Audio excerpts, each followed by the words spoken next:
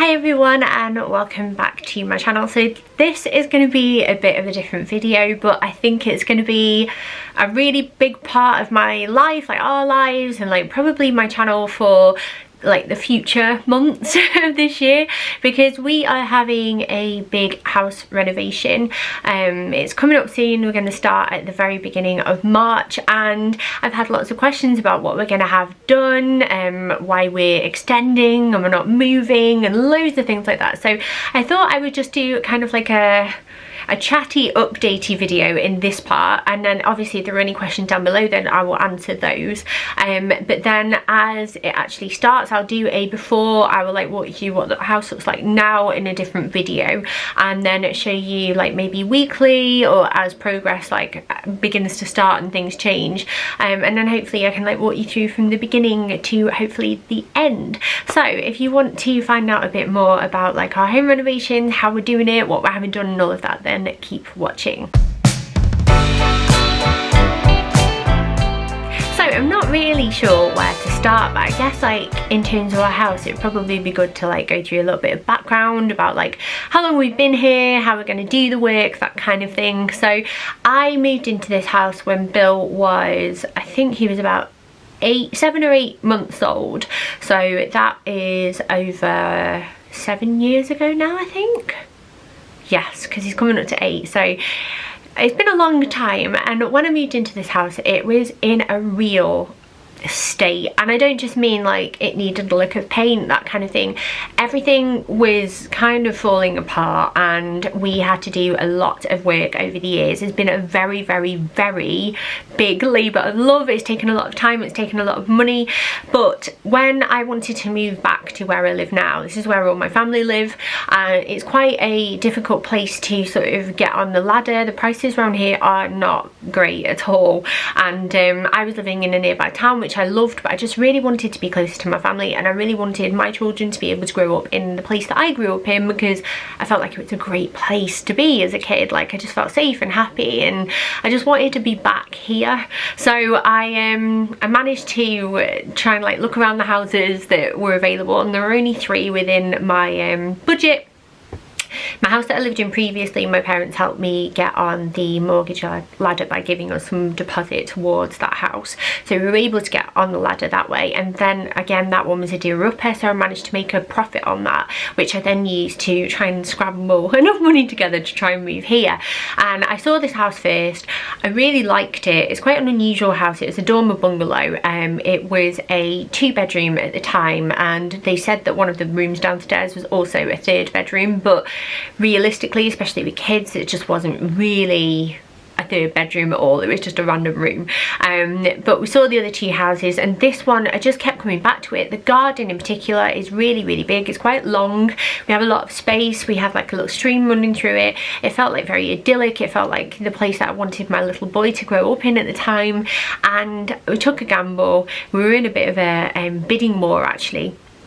Our budget only went so far, and there was a person that had already put a bid in previously to us, but it was about 20 grand if not more under the asking price, and our first bid was a lot more like respectful of the current owner, and the current owner said they wanted to go with our bid because we hadn't played silly buggers and messed them around. So we were very lucky to get this house.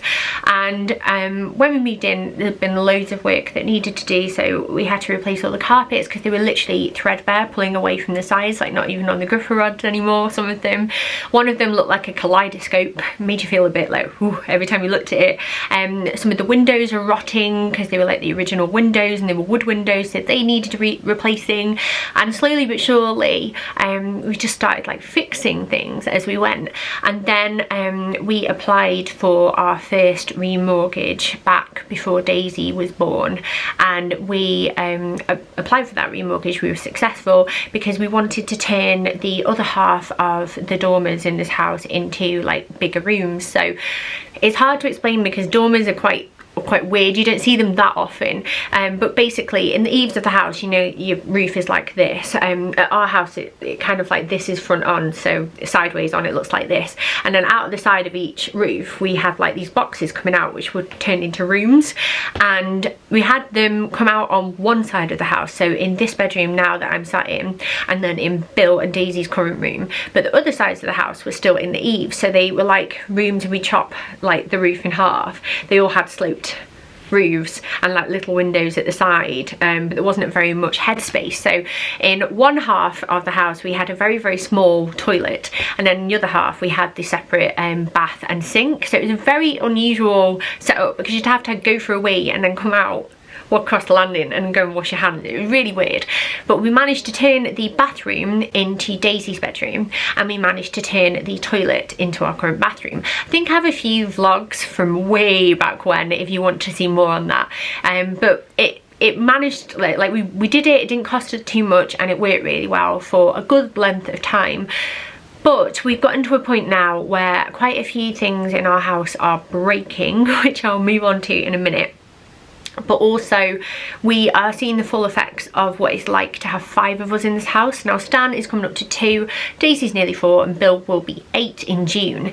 And even though they're not huge, they're not adults yet, we realise that as we get bigger it's going to become very cramped. We don't have a lot of space, we don't have like huge rooms, but we love the location. We're near to friends, we're near to family, we're near to local amenities like a park, we're near to like the doctors and all of these different things. It's just really convenient, and whenever we've looked online we've never seen a house that felt right, and we just felt like we've got the space to extend, and we've already put in so much work and money and effort into making this like our style. Like, let's keep doing that, let's keep investing in that.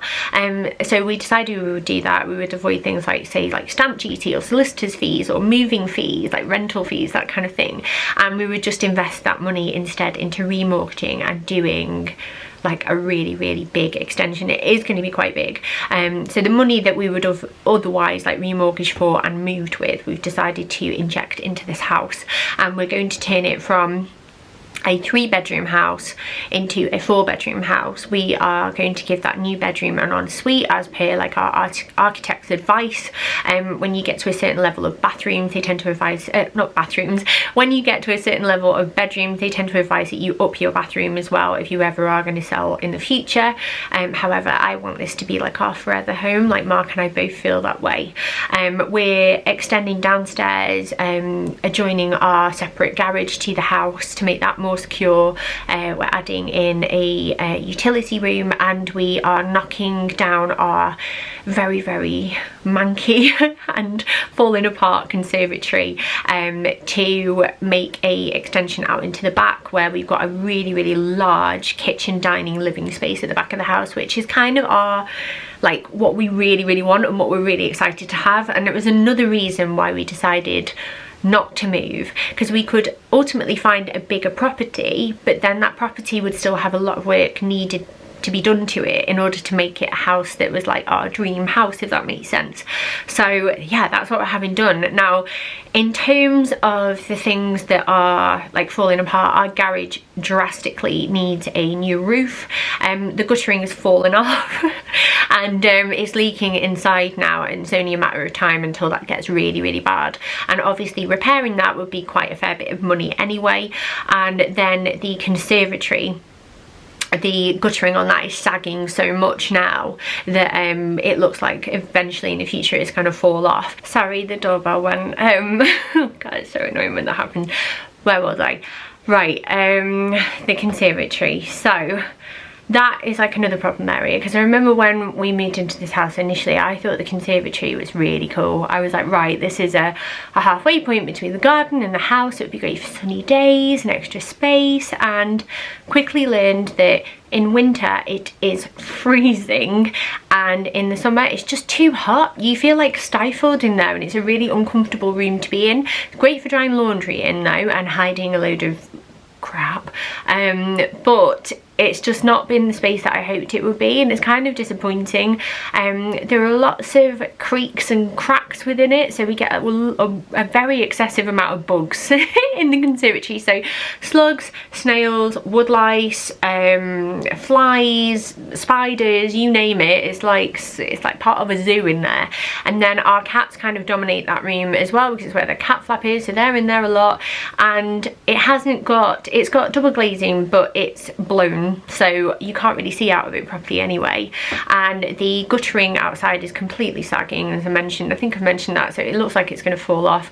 The roof is going to need some repair work doing soon, and it's also like sort of caused issues with guttering along the other part of our downstairs anyway.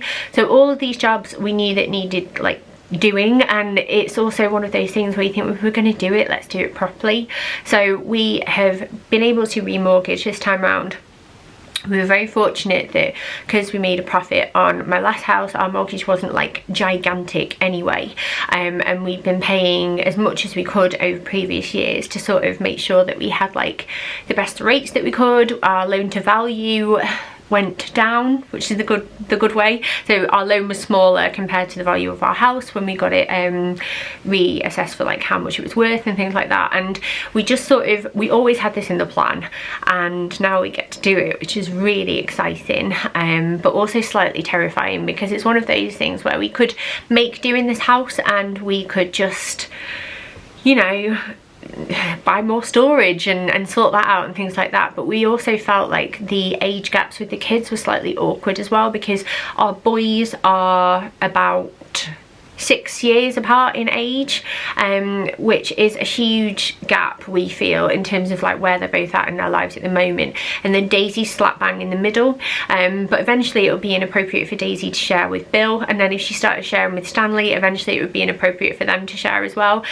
We just really wanted for them to all to have their own space, and we're really excited about it. So what's going to happen is that Daisy will eventually come into this room. We had a chat with the kids before we decorated the room next door, and we said to Bill, do you want to keep your room, or should we decorate that room more to Daisy style when you're sharing it, and then you can move into this one, or do you want us to, like, you know, decorate it more to your style, which we have done? And he said he wanted to stay in there, so she's going to get this room, and then we're going to get the new bedroom, which will be like where our stairs are at the moment. We come up right, but we're actually having another mini staircase going left, which is where our bedroom's going to go. And it's going to be really exciting, because once that's done, we're hoping that this house, aside from like licks of paint and general like wear and tear and repair over the years, we won't need to do anything else. And it's a huge deal, isn't it? It's a huge commitment. But we have already, like, our builders are booked in place. Like, we waited a while for them because we really wanted to go with this team. We really liked their approach, their general vibe. One thing that they've done, they've got like fantastic like an itemized sort of bill structure as well, so we know exactly what we're paying for in different areas, and we can sort of limit any contingency money that we need in that way, because we've been really thorough with it, which is like something that we learned last time round. There were a lot of like mistakes that went wrong, and we ended up having to like try and scrabble together more money to fix things, and we've really tried to be sensible about it this time. We paid the deposit on our kitchen, which is exciting, and we're just getting sort of ready to go now, really. We're going to have a lot of work cut out for us in February, I think, just clearing things like the garage, clearing out parts of the house, and making sure we downsize on anything that we no longer need, so like take it to a charity shop, or if it's rubbish it needs to go to the tip, that kind of thing.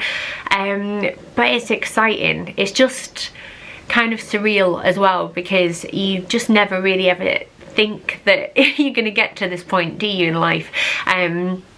Our kitchen at the moment is the thing that I'm most excited about. I think our current kitchen is second-hand. So when we had the initial work done to our house last time round, we had a adjoining wall knocked down in between our kitchen and what was called the third bedroom, and that has given us that extra space where like our dining table and the sofa is now, and the telly in the kitchen, because we wanted it more open plan.